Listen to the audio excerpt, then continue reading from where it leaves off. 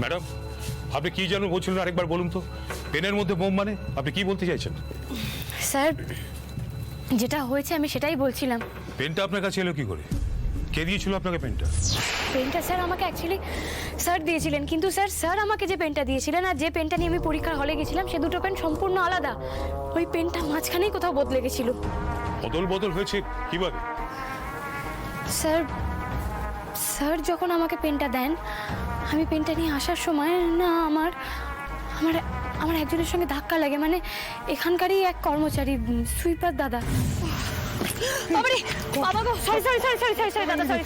ধাক্কা লাগার পর উনি আমাকে পেনটা তুলে দেন। আমার মনে হয় তখনই না পেনটা বদলে গেছিল, জানেন? এখানকার কর্মচারী?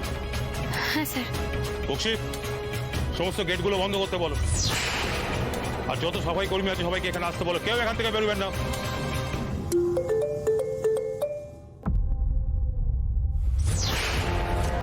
এই এই কোথায় যাচ্ছে? দাঁড়া।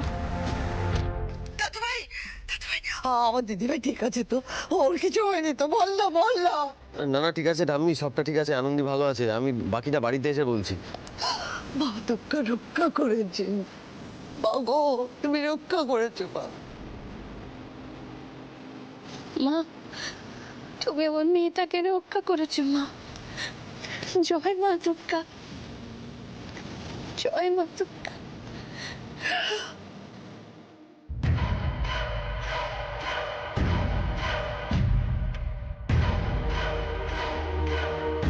না স্যার, এনাদের মধ্যে উনি নেই, এনারা নন। স্যার এখানে একজন।